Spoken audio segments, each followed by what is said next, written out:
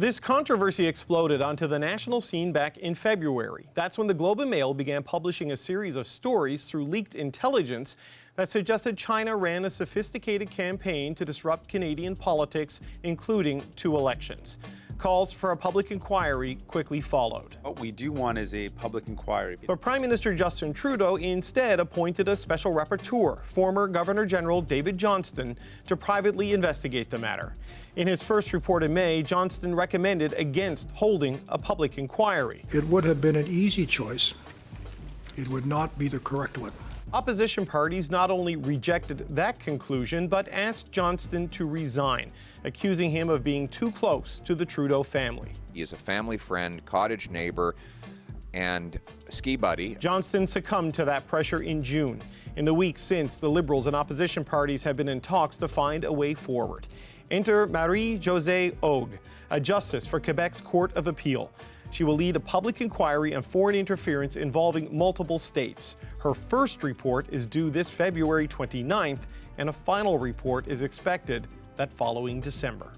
Public Safety Minister Dominic Leblanc spearheaded negotiations with opposition parties on this public inquiry, and he joins me in the studio now. Minister, good to see you again. Good evening, David. This is an ambitious timeline, right? Justice Hogue, she has until February to review the last 2 elections and make recommendations of findings on that, and then the end of 2024 to look at the larger picture of foreign interference and make recommendations on that. Is that too ambitious? Is that achievable? We think so, and she thought so in her conversations with senior officials from the Privy Council office that obviously went through the terms of reference with her, as is appropriate.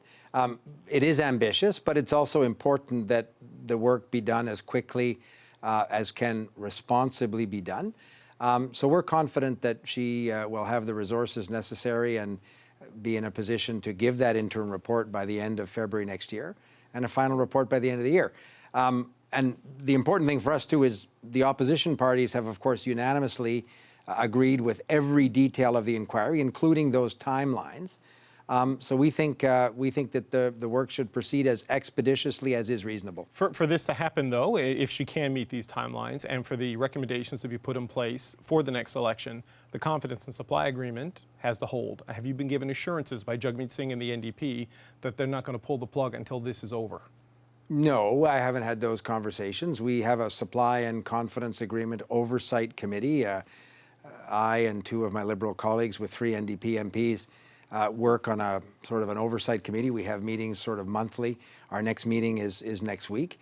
But the supply and confidence agreement covered specific things that Mr. Singh and the Prime Minister agreed we would work on in this Parliament, and we're meticulously, with their help, going down that list. But this has emerged since then, right? Or it's become a front burner issue since then. Has there been any conversations, you get a sense for them, that if things go a little bit sideways with confidence and supply, the work of the inquiry and the integrity of the next election would be paramount over that? Well, again, I mean, I'm sure you'll have representatives of the NDP on your show, David, that can speak for themselves.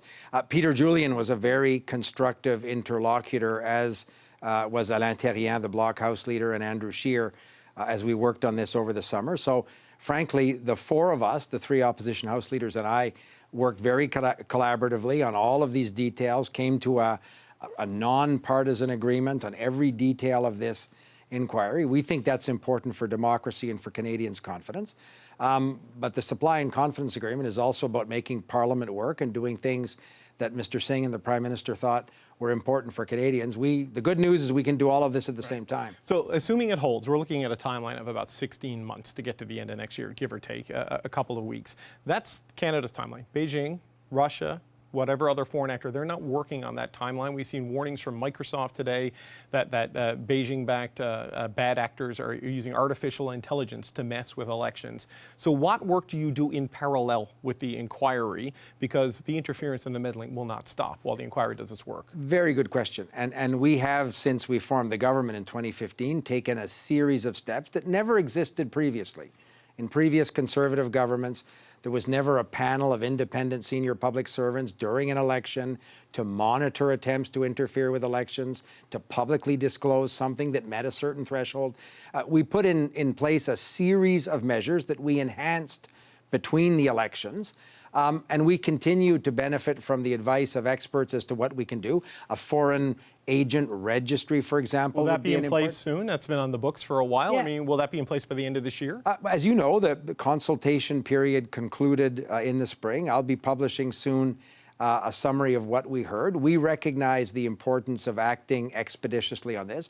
It's an important legislative undertaking, so we look forward to introducing soon that legislation, but other legislative measures that will also strengthen these elements of national security. So we're not waiting for Justice Hogue to complete her work to look at ways that we can further strengthen measures necessary to protect our democracy. But obviously, her report and her findings will be, because it was unanimously agreed upon by all political parties, we think a very important step in reassuring Canadians' confidence in our democratic institutions. What steps can you take, though, to protect diaspora communities, Chinese Canadians, people from Hong Kong, you know, in the interim while this is going on? Because we saw this in the spring when David Johnston started his work.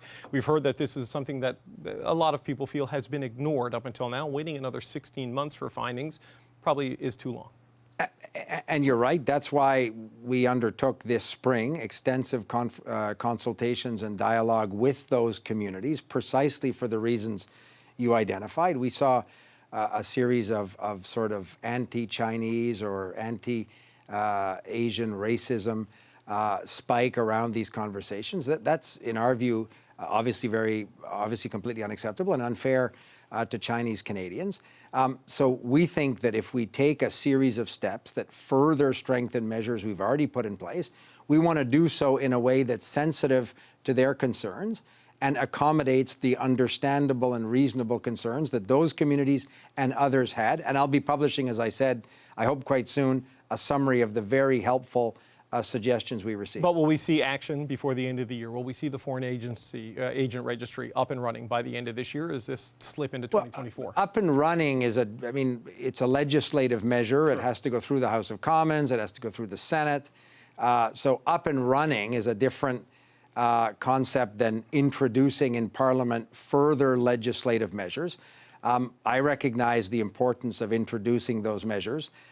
So we'll hopefully be introducing the registry measure, but other steps as well, as quickly as we possibly can, to show Canadians that our work to strengthen and secure democratic institutions in Canada is something that has been ongoing. Justice Hogue, Quebec Court of Appeal judge, not a national security judge, doesn't have an extensive background in intelligence and national security, which is at the heart of this very issue. What makes her a good choice, given that lack of specific skill set and background? Well, the Quebec Court of Appeal is obviously a very senior court in Canada's judicial system. She came highly recommended by a number of very senior jurists that I spoke to, that the senior officials at the Privy Council Office and Justice Canada spoke to. We think that she is the right person to lead this inquiry. All of the recognized opposition parties in the House of Commons agree that she's the right person to lead this inquiry. One very senior jurist said to me that it may be beneficial to have somebody with fluently bilingual, of course, a jurist, but to have somebody bring a fresh perspective to these issues. If you took a federal court justice who spent his or her week in the details of some of these national security warrants, for example, they may bump into some of their own work as part of what they're reviewing, whereas she comes to this conversation with a fresh perspective. But obviously, David, she has in her independent judgment the ability to hire and retain whatever lawyers and experts she thinks are necessary to undertake her work. So she may be the right pick because she wasn't the first pick, right? We heard from a Lantarian today who said a lot of people turned you down. I mean, how many judges or other people turned you down because of the climate around this before you were able to get this done? Well, as I said, we all agreed that she is the right person to lead this inquiry, and we're very glad she accepted to undertake this important work. I don't think it's constructive to talk about other conversations that senior officials at Privy Council had with chief justices, because there's a protocol. Ministers don't pick up the phone and call sitting judges and sort of say, hey, you know, are you busy in the next 16 months? There's a protocol that goes back to Mr. Harper's government with the Canadian Judicial Council, where you work with the chief justices of these various courts. In the case of Justice Hogue, her Chief Justice Savard of Quebec, was obviously very involved in the conversation about seeing if she would be available. We're confident that she's the right person to do this work, but we don't underestimate the difficulty that undertaking this very public effort represents for somebody who's going to preside a public inquiry like this. One last thing to touch on before we let you go. Han Dong, he was caught up in this earlier this year. He stepped out of your caucus. He was largely cleared by David Johnston in his initial report. What is his status now? Is Mr. Dong welcome back in the Liberal caucus? When will we know what's next for him? So Mr. Dong is currently sitting as an independent, as you noted from the spring. The Prime Minister asked me in the spring to look at a process internally that would review Mr. Dong's situation. He's undertaking legal action against a number of media outlets. That will obviously run its course. I'm sitting down in the very near future with Mr. Dong to discuss this matter with him, and at the right moment I'll present the Prime Minister with a recommendation as what would be the next steps. But I have not completed the work that I want to do, and I haven't had a chance, but I will in the coming days to sit down with Mr. Dong and discuss this with him personally. Justin Trudeau has known about this and has done nothing about it for months. And it was only after Conservative pressure to call a public inquiry that we are here where we are today. Never forget that Justin Trudeau has tried to do everything to avoid this. He had to be dragged kicking and screaming to the point where we're at today. And while we accept the terms of reference and the nomination of Justice Hogue, Conservatives will be watching like hawks to make sure that Canadians get the real answers that they deserve about foreign interference in our democracy. The first calls for a public inquiry were made in March 1st. We had a vote in the House of Commons where all the opposition parties agreed, and yet Justin Trudeau refused to take this important step. Much time was wasted and much additional damage to Canadians' faith and confidence in our democratic systems occurred. And so we are where we are today because of that Conservative pressure. But Justin Trudeau still hasn't taken concrete steps to do anything about it. He still hasn't implemented a foreign agents registry, something that security experts from across the country have been calling on him to do. There are still things that Conservatives will demand that Justin Trudeau do to preserve the integrity of our democratic institutions. The appointment of Justice Hogue follows a summer of negotiations involving all opposition parties, and time to hear from the NDP and the Bloc. Peter Julian is the NDP House Leader. Réal Fortin is the Justice Critic for the Bloc Québécois. We did ask for a Conservative MP to join this panel, but no one was made available. Gentlemen, thank you so much for joining me. Mr. Julian, I'd like to start with you. Justice Hogue, no national security experience, no intelligence experience of significance. Why is she the right person to lead this inquiry? She meets the criteria, but when I come back, I saw Mr. Scheer trying to say that the Conservatives had something to do with this. It was actually February 27th that Jagmeet Singh was the first national leader to say we need to have a public inquiry. The NDP raised and got through the Procedure and House Affairs Committee on March 8th, as you know, the motion that eventually Parliament endorsed on March 23rd, and then in May we presented a motion that asked for Mr. Johnstone to step down respectfully, which he did a few days after that. So the NDP has been driving this process all along.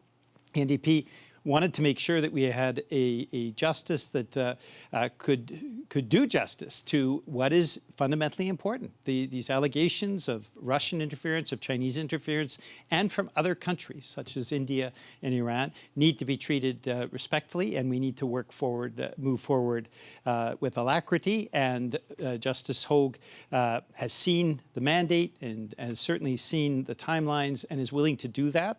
Right. She's bilingual, she has a great respect, and she fulfills the criteria that all of the recognized parties set.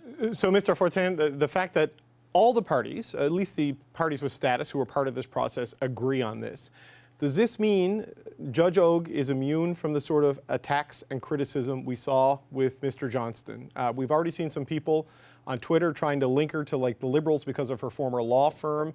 As far as the opposition parties are concerned, is she beyond reproach and the right person to do this job without aggressive partisan critique? Well, you know what? I certainly agree that she's the right person to do the job. And is she immunized against any critic? For sure she's not. but she's brilliant enough. She's a justice judge for many years now. She was a brilliant lawyer too, and I'm sure she knows what she's getting in, and she knows how to behave in that kind of a jungle. So I have no problem with her nomination. Instead of any problem, I'm very happy with that. You know what? We in Bloc Québécois, we asked for something, three different criteria. First of these criteria was to be bilingual. She's perfectly bilingual. Mm-hmm. The second one was about her independence. We don't want someone to be linked with the federal liberal government or with the conservative or with the Trudeau Foundation or anything like that. We want something to have a free range of who have the hands free to do whatever she believes that have to be done. That's the case for Justice Hogue.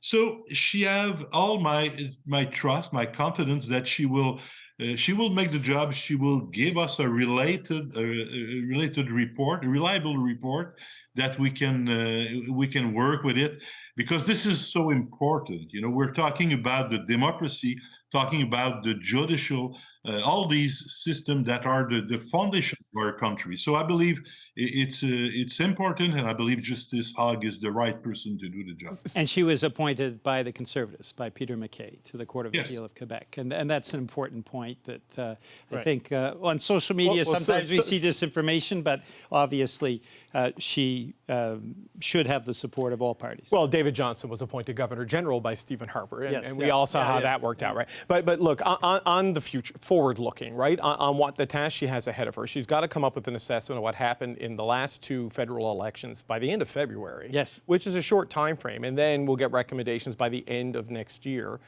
It's a minority parliament, right? This all presupposes that your confidence supply agreement holds. I mean, can you give us that assurance that the New Democrats will not pull the plug on support for the Liberals while this important work that everyone says needs to be done is getting done? What Jagmeet Singh has always said is we're fighting for people. And so dental care needs to be brought in for seniors and people with disabilities by the end of this year. Pharmacare legislation. But would you pull the plug if that doesn't happen while the election work is still ongoing? Our concern is helping Canadians. That is what we are fighting for. And if the Liberal government continues to respond by putting into place what is in the interest of Canadians, then we will move on to the next step within confidence and supply. But that interim report that you mentioned is actually very important. At the end of February, that's the analysis of the two previous elections, and that's the analysis, of course, as well, of how the national security apparatus has worked with those elections. So that report is very important. It's an interim report that is at the beginning of next year, and it will also help to provide the kinds of recommendations for improvements that can be put in place for our democratic system.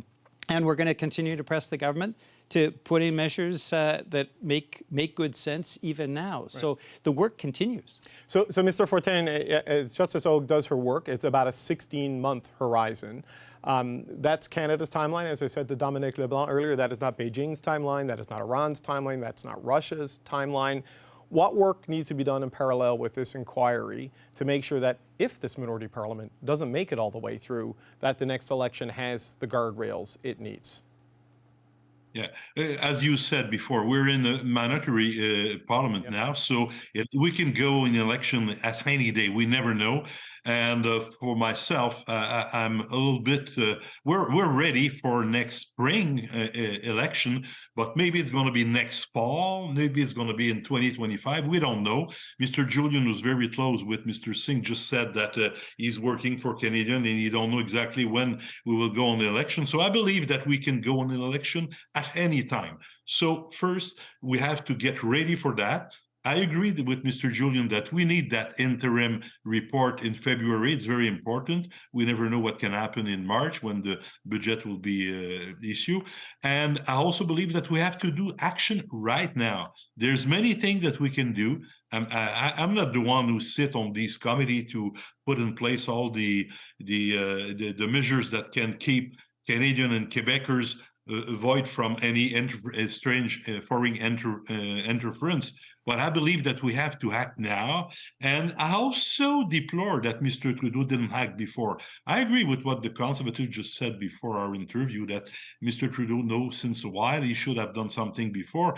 He designed Mr. Johnston to be his personal, or I don't know, whatever, retriever, or it was something that he done to try to get a void of that inquiry, that important inquiry. Now we're there today, September the 7th, and we should have been in that situation last March, last February maybe. But what can we do? We're there. We need action right now. We need Justice Hogue to have free hands to do whatever she believes that have to be done. I'm trusting her, but I'm not trusting Mr. Trudeau, nor Mr. Scheer or Mr. Poilievre. I want Justice Hogue to have all the tools that she needs, all the power that she needs to give a reliable report. So, well, Peter Julian, I think that means maybe he trusts you and Jagmeet Singh because he didn't mention you by name. But just on this, we're broadening this out. It's broadened beyond China. And we're going to speak with Kenny Chiu a little bit later in the show. And he's a little bit worried about that, right? Because the overwhelming evidence is that China is the primary actor, and he's worried about it maybe not being proportional. Is there a risk in watering this down, maybe by broadening it beyond China, at least in the short term? The NDP motion that was adopted by all parties except the Liberals and all independent members at the end of May specifically spoke to China, Russia, India, and Iran. And so that is a parliamentary stamp of approval from all MPs who weren't Liberal at the time. And so what I think we have is a real concern about foreign interference writ large. Right. And we have identified in the terms of reference, specifically China and Russia, as the primary states that we have to be concerned about. We certainly saw in Russia, both with the Brexit referendum and the Trump election, how effective their foreign interference machinery was. And so we have to take into consideration China and Russia, but there are other actors that we have to be concerned about as well. Okay, just quickly, we're tight on time. So, Mr. Fortin, the same question to you. Is there a risk in this broadening its focus with too wide with the timeframes by moving it beyond China, or are you comfortable with this path? I'm comfortable. I think China is the country who just put fire in the powder, and we have to inquire on China, but we also need to give a look at what's happening in Russia or any other country. Again, I'm trusting Justice Hogue to do what she believes it have to be done to focus on the important things. But if ever she discovered that anything happened from another country, it's a good thing, I think, that she have all the tools, all the power to give a broader view on the situation. So I'm very comfortable with that, man.